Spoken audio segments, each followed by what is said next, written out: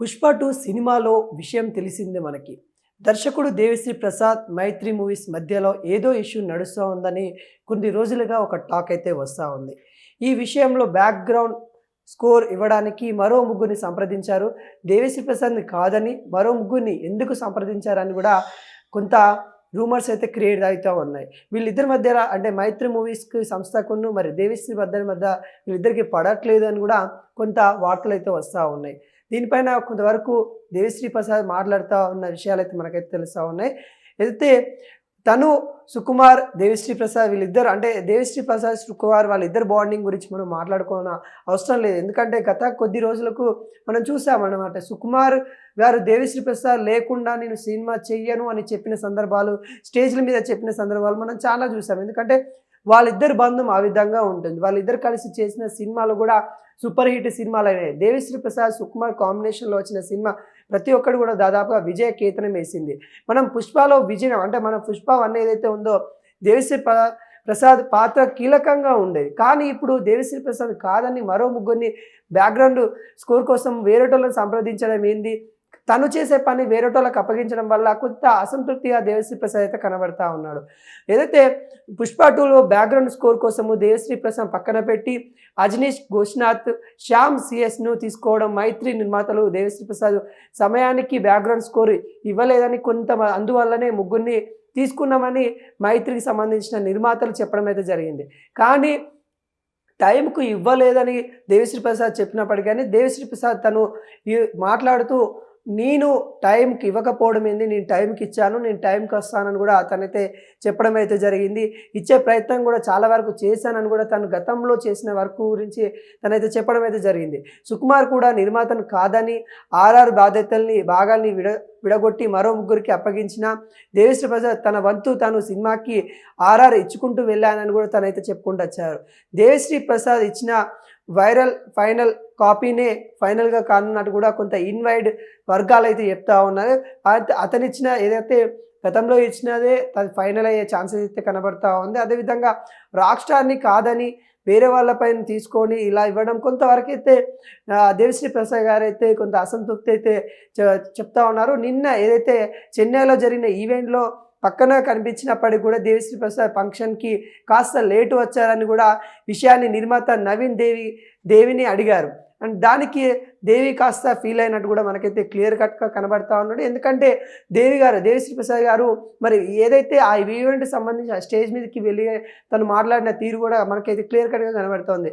ఏదైతే నేను లేటుగా రాలేదు, టైంకే వచ్చాను అని ఐఎమ్ ఆన్ టైం అని కూడా తనైతే చెప్పడం అయితే జరిగింది. ఎందుకంటే నిర్మాత గారు తను ఏదైతే మైత్రికి సంబంధించిన నిర్మాత గారు అయితే దేవిశ్రీ గారిని మీరు రాంగ్ టైంలో వచ్చారని అడగడం వల్ల ఇలాంటి విషయాలు మన స్టేజ్ కూడా మీద ఒకసారి అయితే మాట్లాడుకుందాం, జోక్గానే ఉంటుందని కూడా తనైతే కొంత జోక్గా మాట్లాడినప్పటికీ కూడా కొంత మనసులో అంతర్గతం అయితే మరి తను ఫీల్ అవుతున్నాడు. దేవిశ్రీ ప్రసాద్ ఫీల్ అవుతున్న సంఘర్షణ కనబడతా ఉంది. ఎందుకంటే దేవిశ్రీ ప్రసాద్ తను చేస్తున్న బ్యాక్గ్రౌండ్ స్కోర్ ఏదైతే ఉందో దాన్ని కాదని వేరే వాళ్ళకి ఇవ్వడం అక్కడ దేవిశ్రీ ప్రసాద్కు ఫస్ట్ నచ్చని ముచ్చట. సెకండ్ ఏంటంటే తనను ఏదైతే నువ్వు రాంగ్ టైంలో వచ్చావని విమర్శించడము, నీ ఏదైతే మ్యూజిక్ నువ్వు కూడా లేట్ ఇస్తావు, నువ్వు రావడం ఈవెంట్కి కూడా లేటుగా వస్తావు, ఈరోజు కూడా లేటుగా వచ్చావని కూడా దేవిశ్రీ ప్రసాద్ని కొంత అడిగినట్టు దాఖలాలు అయితే కనబడతా ఉంది. దాని మీద దేవిశ్రీ ప్రసాద్ క్లారిటీ ఇచ్చారు.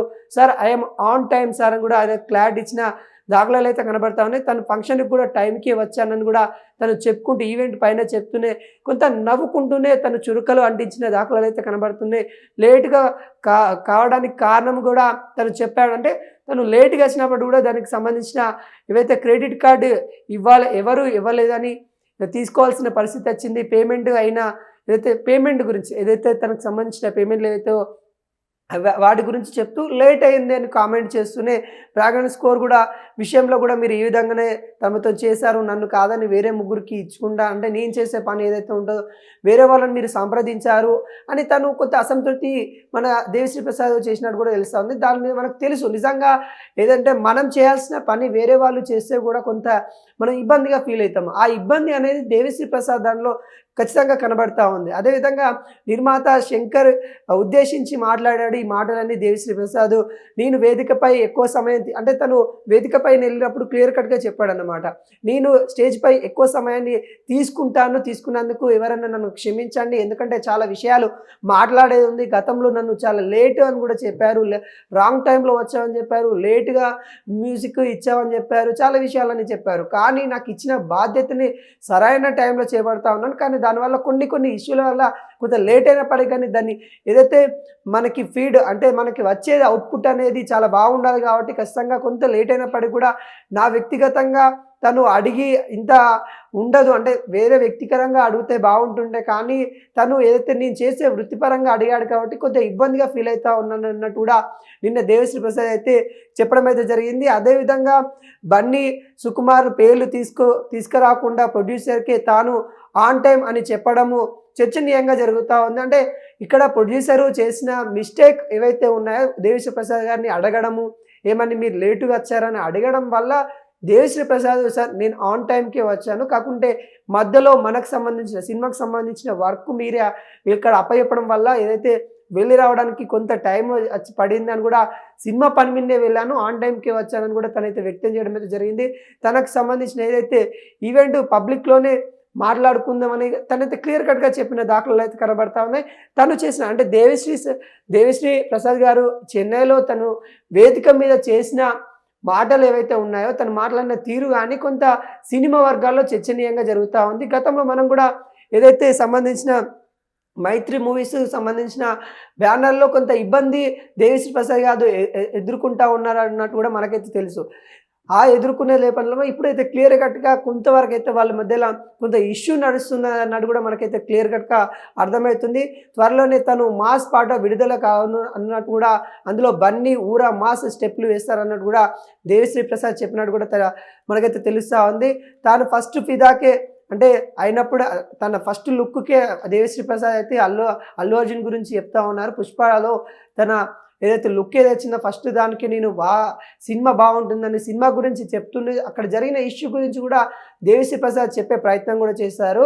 అక్కడ ఏదైతే నిర్మాత మైత్రికి సంబంధించిన నిర్మాతలకి తను ఏదైతే చెప్పాలనుకున్నాడో అది పబ్లిక్ ముఖంగా చెప్పడం వల్ల కొంత చర్చనీయంగా జరుగుతూ ఉంది. మళ్ళీ సుకుమార్ పేరును బన్నీ పేరు తీయకపోవడం వల్ల కొంత చర్చనీయంగా రాజకీయ వర్గాల్లో కావచ్చు, ఇటు ఏదైతే సినిమా సంబంధించిన వర్గాలలో కూడా కొంత చర్చనీయంగా జరుగుతూ ఉంది. వాళ్ళిద్దరి మధ్యలో ఏదో ఇష్యూ నడుస్తూ ఉందని ఇంకా బలంగా ప్రచురం అవడానికి వీళ్ళ మాటలే మనకి నాంది పలుకుతున్నట్టు కూడా తెలుస్తూ ఉంది. పుష్ప 2 సినిమా గురించి కూడా దేవిశ్రీ ప్రసాద్ అయితే నిన్న వేదిక మీద మాట్లాడడం అయితే జరిగింది. అల్లు అర్జున్ గురించి తను మాట్లాడిన ఏదైతే సినిమాలో తను చేసిన బ్యాక్గ్రౌండ్ మ్యూజిక్ కూడా కొంత ఫైనల్ అయితే ఉంది. దానికి అల్లు అర్జున్ గారు వాళ్ళు సానుకూలంగా ఉండడం వల్లనే నా మ్యూజిక్ అయితే మీకు ప్రజల ముందుకి వస్తూ ఉంది అన్నట్టు కూడా అల్లు అర్జున్కి థ్యాంక్ యూ చెప్పిన విధానం కూడా కనబడుతుంది. అదేవిధంగా సుకుమార్ ఏదైతే దేవిశ్రీ ప్రసాద్ వీళ్ళిద్దరి మధ్యలో